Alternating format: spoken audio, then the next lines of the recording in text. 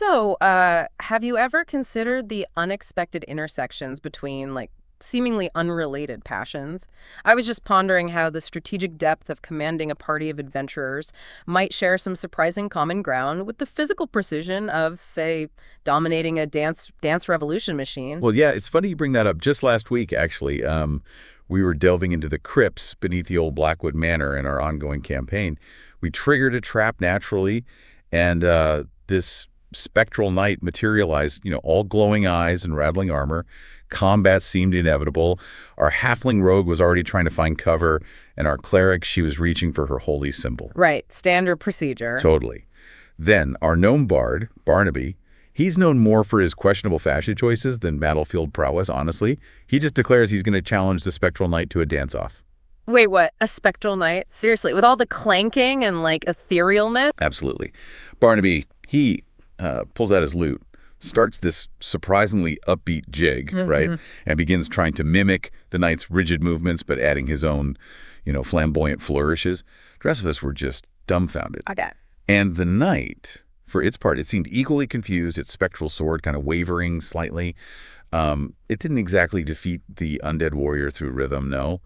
But the sheer absurdity of the situation, it created this split second of just utter bewilderment, right? A window of opportunity that our rogue, thankfully, seized to land a critical backstab. Yeah. It was one of those truly unexpected laugh-out-loud moments that reminded us of the pure joy of, collaborative storytelling. Okay. Let's unpack this seemingly bizarre yet clearly entertaining turn of events. What you just described really hits at the core of what we're exploring today. We're taking a deep dive into the wonderfully unconventional trend of blending the strategic world of Dungeons & Dragons with the high-energy physicality of Dance Dance Revolution. We've got some fascinating perspectives here on how and why this unlikely pairing can actually create such a unique and, well, engaging gaming experience. So what's the fundamental appeal of bringing these two distinct worlds together? Well, what's compelling about this fusion, I think, is the unexpected synergy it creates. You have the structured, rule-based environment of D&D encountering the improvisational, rhythm-driven gameplay of DDR. It appears to be a chaotic mix, but the result can be surprisingly delightful and lead to truly memorable moments. Right. Like, picture a classic D&D encounter where, instead of traditional combat or a puzzle, the party is faced with a dance challenge. Maybe a mischievous imp demanding a cha-cha for safe passage, or a powerful gorgon requiring a perfectly executed tango to avoid its petrifying gaze. Right. The mental images are immediately engaging. I mean, imagine a normally arcane wizard having to physically embody their spells through specific dance sequences on the pad, or a stoic warrior needing to learn a delicate series of steps to disarm a magical trap. It's about adventurers quite literally dancing their way through perilous encounters, perhaps sidestepping a dragon's fiery breath with a well-timed shuffle, or using a flurry of footwork to distract a group of enraging goblins. And if we consider the player experience, this blend taps into both their strategic thinking and their physical engagement. It's no longer solely about dice rolls and verbal descriptions. It introduces this kinesthetic element. A critical hit might be amplified not just by a high number, but by a perfectly timed jump or a flawless sequence of arrows, And instead of a key or a password, maybe a treasure chest could be unlocked by replicating a specific dance pattern demonstrated by, like, a magical guardian. Okay, here's where it gets really interesting, I think. The atmosphere this creates. It seems like injecting this element of dance brings a spontaneous and often hilarious energy into campaigns that might otherwise follow more conventional narratives. Definitely. Suddenly, a tense negotiation with a powerful NPC could devolve into an impromptu dance-off. Or a stealth mission might require not just silent movement, but like rhythmic precision to avoid detection. This raises a pertinent point about how it merges the intellectual and the physical aspects of play. You're not simply seated, strategizing. You're actively using your body, engaging with rhythm and movement, while simultaneously needing to think tactically about your character's abilities, the encounter, and how your physical actions translate into in-game outcomes. It could potentially offer a more immersive and engaging experience for players who enjoy both mental challenges and physical activity. And that inherent element of surprise seems key, right? This fusion almost forces a level of improvisation that can lead to incredibly funny and creative solutions. Players and DMs are pushed beyond their usual comfort zones, reacting not just to the established rules of D&D, but to the rhythm and flow of the dance challenge. It's creativity in motion in the most literal sense. Exactly. And from a character development and storytelling perspective, this opens up entirely new avenues. Imagine a gruff barbarian secretly practicing ballet to gain favor with a refined noble, or maybe a clumsy academic discovering an unexpected talent for breakdancing that helps them navigate a subterranean maze. These scenarios offer unique opportunities for character growth and humorous narrative threads. So, okay, for those intrigued by this concept, how does one actually go about designing these dance-off encounters within a D&D framework? How do you integrate the mechanics of DDR into the rules of a tabletop RPG? Well, a crucial aspect is finding the right balance between skill and the inherent absurdity of the situation. You're not just throwing on a random DDR track and declaring a dance battle, right? You need to craft these encounters with a sense of rhythm and narrative purpose.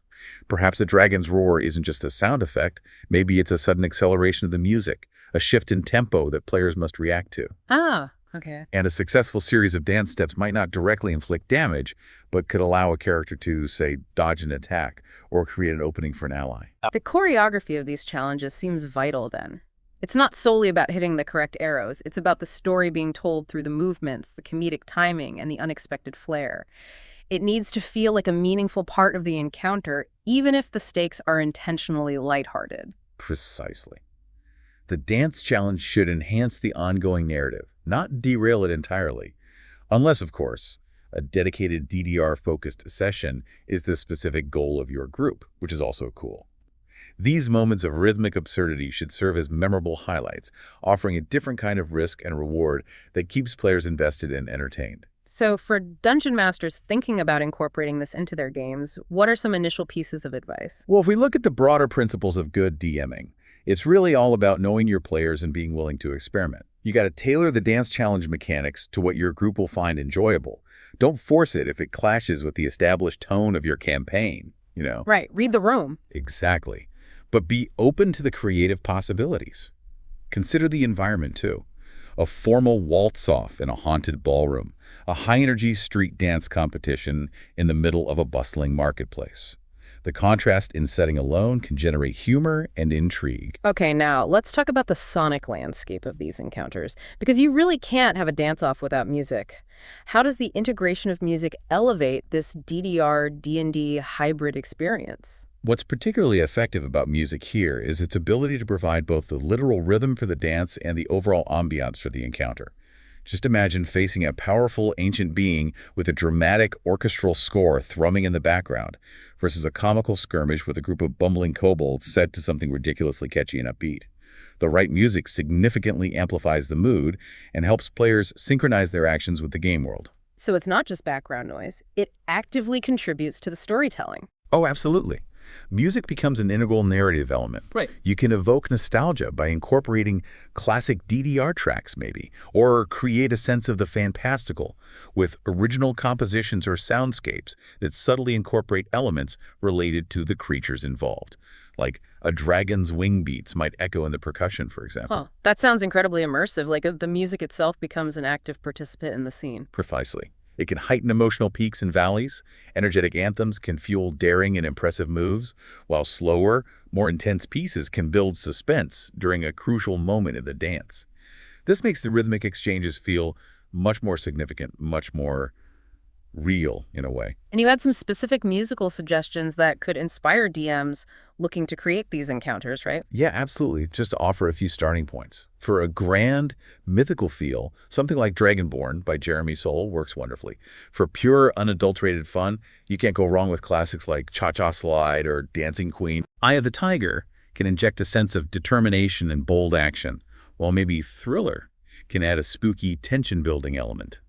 And for those high-energy, upbeat moments, tracks like Uptown Funk, Stayin' Alive, Can't Stop the Feeling, You Should Be Dancing, Bailando, and even nostalgic favorites like Take On Me, along with crowd pleasers such as Shake It Off and Footloose, they offer a fantastic range of options. That's a fantastic playlist to ignite some creative ideas. It really shows how diverse the musical choices can be and how much they can influence the feel of the encounter. And that's the crucial insight, really. Thoughtfully selected music isn't just a backdrop. It truly breathes life into the characters and their adventures. It fosters a deeper connection between the players and the narrative, making those dance battle moments truly resonate. Every note and beat can amplify the stakes and draw players further into the story, transforming a potentially silly encounter into a surprisingly engaging and memorable spectacle. Now, this next aspect sounds particularly imaginative, giving the creatures themselves their own unique dance styles. That just adds another layer of creative fun, doesn't it? It introduces a delightful layer of creativity and humor, yeah. When you're imagining a dragon engaging in a dance-off, you have to consider its physical form and its personality, right? Yeah. A long, serpentine dragon might favor fluid, graceful movements, incorporating dramatic tail whips into a ballroom waltz. A more heavily built dragon might rely on powerful stomps and earth-shaking spins. Huh. I can just picture a hulking ogre trying to do a delicate pirouette and completely face-planting. Exactly. That comedic potential is invaluable. Envisioning a nimble wyvern attempting an aerial ballet or a multi-eyed beholder trying to coordinate a disco routine, it's inherently amusing and can really lighten the mood, even in what might otherwise be a stressful situation. And you even compiled a table of different creature types with suggested dance styles and some hilarious potential moves. We definitely need to share some of those. Oh, absolutely. So picture this. A dragon attempting a ballroom dance with, tail waltzing twirls. A wyvern performing aerial ballet with sky pirouettes. A beholder hitting the disco floor with an eye rotation boogie. Eye rotation boogie. Goblins engaging in breakdance with spin and flip shenanigans. A sphinx attempting the tango with riddle-solving rondos. Trolls doing tap dance with bridge stomp routines. A minotaur surprisingly adept at line dancing with horn-clapping choreography. A chimera pulling off a fusion of styles with multi-head synchronized swimming. Multi-head synchronized swimming for a chimera. That's brilliant. A golem doing the robot with automaton arm waves. And maybe a nymph gracefully executing contemporary dance with woodland wind whirls. This table really underscores how you can blend the established characteristics of these creatures with a healthy dose of comedic absurdity. It's fantastic. It's the essence of it. While it might sound silly on the surface, this approach to creature design in dance-offs adds a unique layer of narrative depth and comedy, making each encounter truly stand out.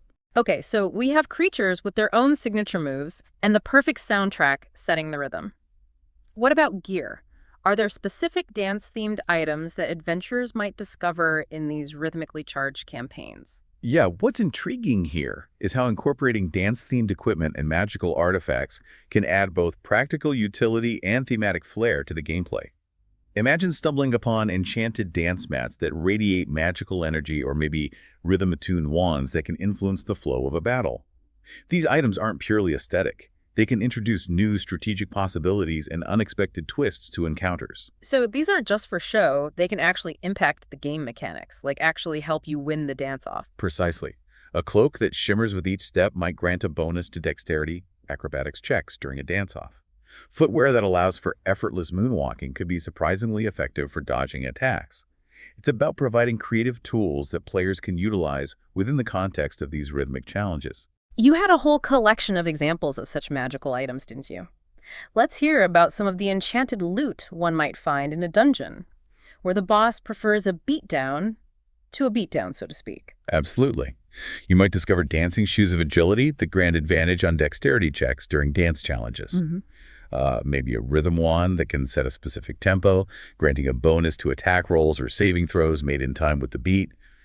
An enchanted dance mat that, when used skillfully, can create a temporary protective barrier. Ooh, useful. A choreographer's cloak that enhances the wearer's coordination, granting advantage on performance checks related to dance. Beekeeper's bracers that allow the wearer to perfectly synchronize their movements with allies, granting a bonus to teamwork-based actions. A twirling talisman that increases movement speed during dance sequences. A musical lute of levitation that allows the user to hover briefly while performing. Tap shoes of thunder that create a concussive force on a successful stomp move. Groove gauntlets that amplify the impact of unarmed strikes made in rhythm. And maybe a sash of syncopation that allows the wearer to manipulate sound waves in a limited fashion. Tap shoes of thunder. I love the sound of that. These items all seem like they could add such a fun and strategic layer to these dance-offs. And the key is integrating them thoughtfully into the narrative. It's about maintaining that balance we discussed earlier. These items should enhance the gameplay experience without becoming overpowered. They should empower players to truly dance their way through the narrative, making the adventure feel dynamic and deeply immersive. Okay, this has been an incredibly insightful and surprisingly entertaining exploration into the world of DDR meets D&D. Before we wrap up this part of our deep dive, I want to give a quick shout out to LitRPG Reads and the fine fellow, Paul Bello, for their ongoing support of creative and engaging content. Here, here. And to our listeners, stay tuned, because when we come back, we'll be delving even deeper into the potential implications and player experiences of this unique game infusion. Don't go anywhere. Welcome back to the deep dive. In our last conversation, we started down a pretty unexpected path, exploring the surprisingly compelling idea of combining Dance Dance Revolution with Dungeons and Dragons. Yeah. For those who joined us then, it was, well, more than just a quirky notion. Today, we're going to take a much closer look at how this mashup can actually function and the creative avenues it opens up for gameplay and storytelling. That's right. What kind of began as a theoretical exercise has proven to be a genuinely engaging element in actual D&D campaigns. The material we've been examining really gets into the practicalities of making this work. How the mechanics can be integrated, the narrative possibilities that arise, and some key things to consider if you, the listener, are maybe thinking about bringing this kind of rhythmic element into your own tabletop experiences. Okay. Our aim is really to dissect the core of this concept and see how it can enhance rather than, detract from a traditional D&D game. So let's start with the players then. How do you actually encourage your group to really embrace this dance-infused world? It's not every day, like you ask your grizzled fighter to suddenly start working on their footwork, right? Right. A crucial aspect is fostering an environment where players feel comfortable experimenting and maybe even being a little silly. The sources really highlight the value of players fully engaging with the dance theme. Yeah. One way to deepen this engagement is by encouraging them to develop signature moves and styles for their characters. When players have a creative stake in their character's physicality in this way, it just adds another dimension to their role-playing. And the idea of rewarding that creativity with in-game benefits seems key there. It moves it beyond just descriptive flavor and gives a tangible incentive for players to invest in this aspect of the game. Exactly. The sources suggest that these rewards can be mechanical bonuses or even narrative opportunities. Yeah. This reinforces the idea that their creative choices have a real impact on the game world. Furthermore, offering varied ways for players to participate is important. Not everyone will be comfortable with, elaborate choreography. Sure. So including options like maybe improvisational dance battles or simply descriptive movements ensures broader engagement. The underlying principle is really to create a supportive space where experimentation is encouraged without fear of judgment. The sources also provide this fascinating table linking character archetypes with specific dance styles and in-game perks. It's a really concrete way to visualize how these two seemingly disparate elements can connect. Yeah, this framework offers some really intriguing possibilities. For instance, a bard using freestyle dance gaining a bonus to performance checks that makes intuitive sense, right? It aligns their expressive movements with their core skills. Similarly, a wizard drawing on the precision of, say, ballet to extend their spell range offers a creative and thematic link between their chosen art form and their magical abilities. These examples show how dance styles can be more than just aesthetic choices. They can provide distinct mechanical advantages tailored to different classes. So things like the rogue using breakdance for stealth, or a barbarian doing rock and roll for strength boosts. Exactly. Or even a cleric doing swing dance for an aura bonus, or a paladin tap dancing for extra smite damage. It opens up fun, thematic mechanical links. Okay, now how do you take those dance moves and integrate them into the often quite serious business of D&D combat? It sounds like a delicate balance to strike between the strategic elements of combat and the potentially more whimsical nature of dance. This is where the integration of DDR mechanics with traditional D&D combat gets particularly interesting. The goal isn't to replace the core combat system, but rather to introduce a supplementary layer that adds both strategic depth and, a sense of fun. Right. The sources describe this as transforming battles into high-energy dance-offs, which kind of encapsulates the blend of action and performance. One way to achieve this is through, rhythm cards that influence turn order based on the timing and accuracy of a character's dance. That's a clever way to immediately tie the dance element to a fundamental aspect of combat, who gets to act when. It moves initiative beyond just a simple die roll. Precisely. Yep. It introduces an element of rhythmic timing into the initiative process itself. Beyond that, the sources suggest incorporating things like bonus damage for perfectly synchronized moves, rewarding players for their precision and timing in executing their chosen dance of combat. Okay. There's also the concept of a dance-off initiative, specifically for challenging foes, adding a sort of theatrical element right at the start of an engagement. The idea of a groove gauge that builds with successful dance attacks also sounds like a great way to create momentum within a fight, like a limit break, almost. Kinda, yeah. Yeah. This mechanic allows for a buildup of energy and reward for consistent engagement with the dance elements during combat. Reaching certain levels on the groove gauge could unlock special abilities or provide other advantages. Furthermore, dance combos, leading to critical successes, offer the potential for chaining attacks with particularly stylish and well-executed sequences. And the ability to reset the beat introduces a tactical decision, allowing a player to potentially sacrifice a current action to gain a rhythmic advantage on their next turn. And incorporating dance-based puzzles that unlock tactical advantages within the battlefield adds another layer of complexity beyond just, hitting things. Yeah, these puzzles can create dynamic shifts in the encounter, requiring players to not only fight, but also to interpret and respond to rhythmic cues in their environment. The sources also mention movement restrictions based on rhythm accuracy, Oh, interesting. meaning characters might need to maintain a certain beat to move effectively across the battlefield. Rewarding points for style that can be exchanged for in-game perks further incentivizes creative and expressive combat. Right. And finally, the idea of the music's tempo influencing the entire battlefield dynamics that introduces a really dynamic and unpredictable element to encounters. Wow. It seems like for a DM, managing this blend of combat and dance requires a good deal of flexibility and imagination. Absolutely. The sources definitely emphasize that the DM needs to be creative in weaving these elements together without bogging down the combat or making it feel, disjointed. Yeah. The example of a battlefield adorned with colorful banners and an audience of enchanted creatures really illustrates how the dance aspect can elevate a fight into a more theatrical and engaging event. The concept of unique dance-inspired abilities for characters further personalizes the experience, allowing, like you said, a barbarian's rock and roll style to manifest as powerful, earth-shattering stomps, for example. And the potential for those spectacular music-synced moves with magical effects like a spinning kick culminating in a musical crescendo that causes the ground to shimmer that really captures the imaginative possibilities of this fusion. Exactly. Those moments can create truly memorable and visually striking scenes for the players. Moreover, when players collaborate to choreograph even simple maneuvers, it can foster a greater sense of team cohesion and ownership over the encounter. Yeah, I can see that. Ultimately, the goal is to create combat encounters that are not only strategically engaging, but also vibrant spectacles, where players can express themselves through both their actions and their dance, enriching both the gameplay and the narrative. Okay, so beyond the mechanics of combat, how does incorporating dance open up new avenues for storytelling and plot development within a D&D campaign? Well, crafting storylines that revolve around dance can lead to a wealth of unique narrative opportunities.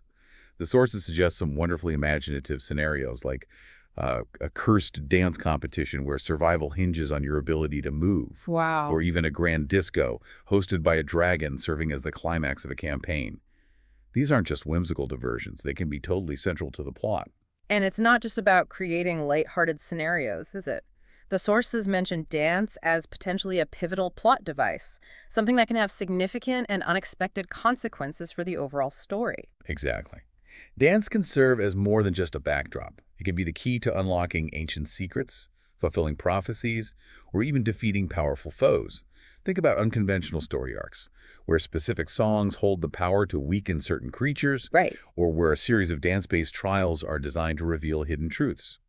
This blend challenges players to think creatively and engage with the story in a way that goes beyond traditional combat or social encounters. For DMs, it provides a canvas for crafting truly surprising and memorable plot twists. So they could potentially have entire sessions or even extended story arcs centered around the themes and challenges presented by dance. Absolutely. It allows for a departure from more conventional D&D narratives and provides opportunities for players to explore different facets of their characters in the game world in a well, a pretty unique way. The sources also discuss how adapting dance encounters to various D&D settings can add significant depth and texture to the campaign world. Mm. Like the environment itself can become a factor in these encounters. Precisely. The setting can heavily influence the style, tone, and challenges of a dance encounter. Consider the stark contrast between, say, a formal ball held within an elegant elven palace and a raucous drunken jig breaking out in a boisterous dwarven tavern. Yeah. The environment dictates not only the type of dance that might occur, but also the atmosphere and potential obstacles. And the table provided in the sources, outlining different settings, potential dance encounters, and unique environmental challenges that really highlights this connection, Right. like slippery, ale-soaked floors in the Dwarven Tavern, Right. or the obscuring mist and shifting roots of an enchanted forest. These aren't just cosmetic details, are they? No, not at all. These environmental factors directly impact the dance itself, raising the stakes and requiring players to adapt their movements and strategies. Imagine attempting a delicate ballet routine on the slick surface of an ice cavern with hidden crevices, Oof. or trying to execute breakdance moves in the confined and uneven spaces of crowded urban streets. These challenges add a layer of complexity beyond simply following a rhythm. The variety of settings presented is quite impressive, too. A tribal stomp-off in an orc camp with the pounding of drums and uneven ground, or a graceful belly dance performed amidst the shifting mirages of a desert oasis. Each setting evokes a really distinct feel and presents unique obstacles. Yeah, this adaptability demonstrates that dance isn't like a monolithic concept. It manifests in diverse ways across different cultures and environments within a fantasy world. For players, it ensures a constant stream of fresh and engaging scenarios, preventing the dance element from becoming repetitive. Keeps things interesting. Totally. Whether it's a phantom waltz echoing through a haunted castle or a sea shanty shuffle on the swaying deck of a pirate ship, the dance encounter becomes intrinsically linked to the specific location and its inherent challenges. These diverse settings offer just a wealth of opportunities for narrative depth and ensure that each session feels unique and memorable. Okay, so for someone listening who's thinking, all right, this sounds wild but maybe fun, where do they even begin? The sources offer some interesting plot hooks to get the ball rolling, so to speak. Let's start with the Cursed Dance Scroll. What's that about? Okay, yeah. This plot hook provides a really compelling reason for the players to engage with dance right from the outset. The idea is there's this ancient scroll containing powerful spells, but they're activated by specific dance sequences. Ah, okay. So it immediately establishes dance as a vital skill, not just some recreational activity. It ties dance directly to magic and problem solving. Players have to learn these sequences to unlock the magic and overcome challenges. Having the players need to seek out dance masters and decipher complex choreographic notations sounds like a really unique questline. It blends physical challenges with intellectual ones. Exactly. It reframes the acquisition of magical knowledge and abilities, making it a more active and, well, embodied process. And the concept that these dance spells have applications beyond just combat is cool too. Like what? Like maybe a waltz to open a sealed door, a jig to dispel an illusion, or a pavane to commune with spirits. It highlights the versatility of this approach and emphasizes the harmony between physical movement and arcane power. Creative thinking, expressive movement, all that stuff. Okay, interesting. Then the second plot hook, the traveling dance troupe, that introduces an element of mystery and competition with real in-world consequences tied to dance-offs. Yeah, this hook creates immediate intrigue. This mysterious troupe arrives, and they challenge locals to these magically charged dance-offs. The allure of their rhythmic arrival sets an engaging tone. And the fact that these dance battles can actually warp reality, with victories leading to prosperity and beats of bringing curses, well, that raises the stakes considerably for the local communities and, by extension, the player characters. And the choice for players, do they join this troupe to learn their secrets, or do they oppose them to break their hold on the community? That presents a strong central conflict with multiple avenues for player agency, and the underlying mystery of the troupe's origins and power source, that could definitely drive an extended narrative. For sure. It allows for exploration of themes like performance, power, and the potential consequences of seemingly harmless entertainment. Different player characters might have varying motivations for interacting with the troupe, leading to potentially interesting internal group dynamics as well. Right, right. Finally, there's the Dragon's Disco Challenge, which, as the name suggests, sounds like a wonderfully outlandish and potentially hilarious scenario. Oh yeah, this plot hook fully embraces the more whimsical aspects of the DDR D&D fusion. The image of a flamboyant, music-loving dragon transforming its lair into a disco that provides a pretty memorable and unexpected setting for an encounter. Yeah. The basic premise is having to impress this dragon with your dance moves to gain favor or, avoid its fiery wrath. It combines high stakes with a definitely lighthearted approach. The specific challenges mentioned, like matching the rhythm of the dragon's fiery breath or its magical aura, are incredibly imaginative and directly tie the dance to the dragon's inherent nature. That's pretty cool. Yeah. And the potential rewards, ranging from wealth to powerful artifacts to even wishes, offer classic D&D incentives within this very, very unconventional context.